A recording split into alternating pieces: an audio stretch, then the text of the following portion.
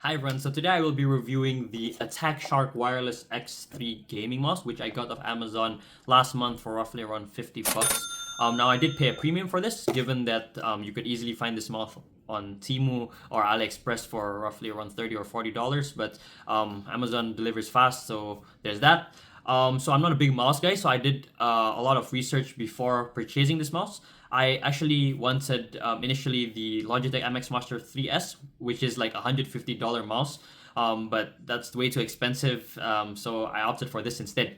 Anyways, many YouTubers that I watched mentioned that this is one of the best mouses at this price point. Known for its lightweight, its durability, its sensor. I don't know much of these stuff, so I just trusted them on that. Yeah, so this is just my 1 month review of continuously using this mouse for primarily coding and playing video games. I'll also be talking about the initial setup, some pros and cons of the mouse. I'll also be showing a hyperlapse video of me playing Valorant on the mouse, and I'll conclude it all with my personal take on whether this mouse is worth it or not in 2025. So yeah, let's get right into the video. So what you get inside the box, so firstly you'll get the mouse itself. I got it in this purple colorway right here, which in my opinion looks really cool.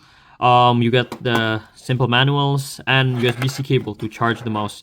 And yeah, that's it. So for the mouse itself, there's 3 ways to connect this mouse, which is something I appreciate a lot and something you don't get with the other major mouse brands. So you get 2.4 gigahertz through a dongle. It's within this bracket. I'll show it to you in a bit. Bluetooth and off, which connects with the cable. USB-C cable if you connect it to your device. The mode indicator light is to just switch the lighting. So let's say you switch to Bluetooth, it turns blue. You can switch this to like a green color or whatever. I prefer blue. And DPI indicator light is to just switch to another preset DPI you set on the Attack Shark software. I'll show it to how you can set up that software in a bit. And for the 2.4 gigahertz, it's the dongles within this bracket right here. So let me just open it. And one of the things I hated the most initially was how hard it is to take off this dongle. Like, unless you have like long nails, it's like physically impossible to take this out. Like, even I have like decently long nails, I can't even take it out. Like, so it's kind of hard. I managed to get off there. But when I initially unboxed it, I had to use literally this thing right here to help pull it out. So I just did like that. And yeah, something like that. But anyways, I'll figure this out later. So yeah, that is the mouse itself. It's pretty lightweight, weighing at around 49 grams or so. With the dongle inside, it might be a bit more, but like you know where you're gonna put the dongle inside, right? You're gonna plug it into your device or whatever. So yeah, now I'll show you guys how to download the software. So firstly, connect the mouse to your device using the provided USB-C cable and head off to your favorite browser. There, search Attack Shark drivers and click the first link from the official Attack Shark website. Just wait a few seconds and this page will pop up. Head on to mouse and choose Attack Shark X3. Download Attack Shark X3 software and follow through the download process and you're good to go. So once you've successfully downloaded the Attack Shark driver software, this is the application right here. Just click on it, and yeah, it's just a simple minimalistic software, not much fancy things. So you could modify the button settings, you could do macro manager, create various profiles, manage the DPI settings. So for example, on the mouse, I do click on the DPI indicator light. See, it switches to 3400 to 5000, just the presets I created. Very convenient.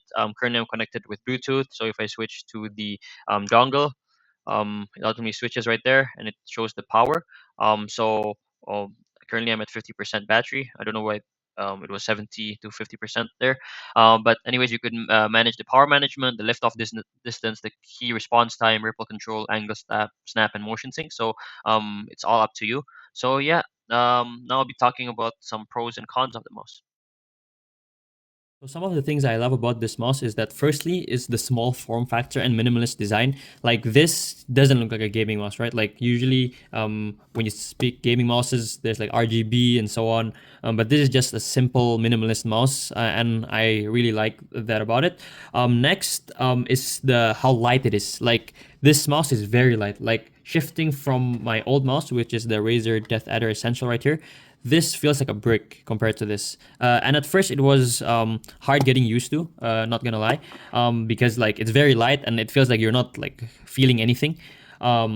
But once you're used to it, it's all good. And next is how convenient it is. Like some wireless mouses are either wireless or wired, but this can support both. So again, 2.4 gigahertz. Say I want to save some battery, I go into Bluetooth because like Bluetooth is known to be a better battery saver than 2.4 gigahertz. However, I like to mention that if you're playing FPS games like Valorant or whatever, just switch it back to 2.4 gigahertz because you need the fastest responsive time.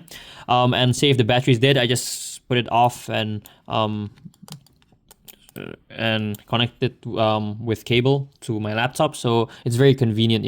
And the last thing is that this battery life is very, very good. Like I expected maybe like charging it once a week, but for the past month that I've used this mouse, I've only charged it twice. First was when I initially set it up, because like they didn't have a fully charged mouse, and like I charged it like a couple days ago. So this mouse's battery is very, very good. Like it's like I can't describe it, but it's just very good. So yeah, that's the pros that I have on this mouse. Now I'll talk about some of the cons of the mouse. So onto the cons of this mouse. So there isn't actually any major cons in my opinion. Just two. So the first con is it's uncomfortable in my opinion over long periods of time. So I noticed that like say after like playing games and coding for 6 to 7 hours, I realized that the side part here gets really uncomfortable. So because it's so minimalist and small, the mouse, like there's barely any room or space for my two fingers here on the side compared to my Razer Death Adder.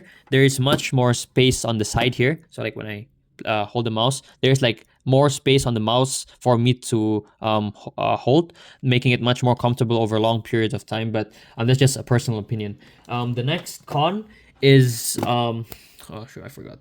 The fact that say if you forgot to turn off, like put this into the off mode, right?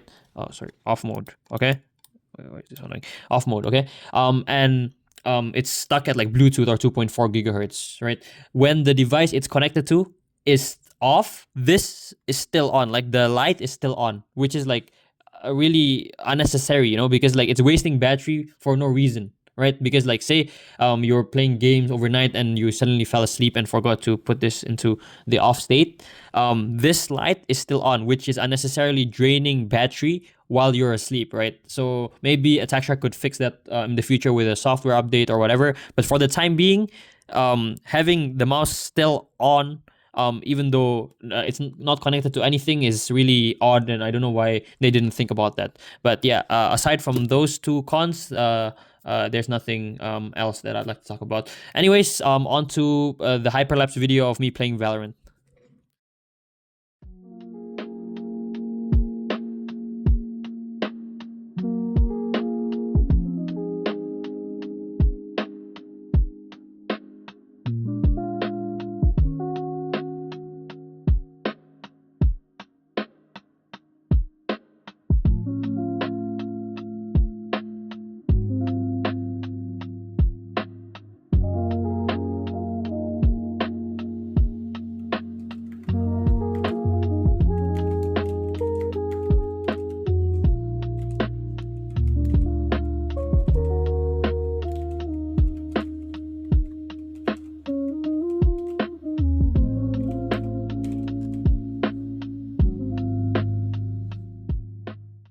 So, is the Attack Shark X3 wireless gaming mouse worth it in 2025? For me personally, absolutely. It has a lightweight design, a good build quality, a long-lasting battery life, and all this for $30 to $40, and that's really hard to beat.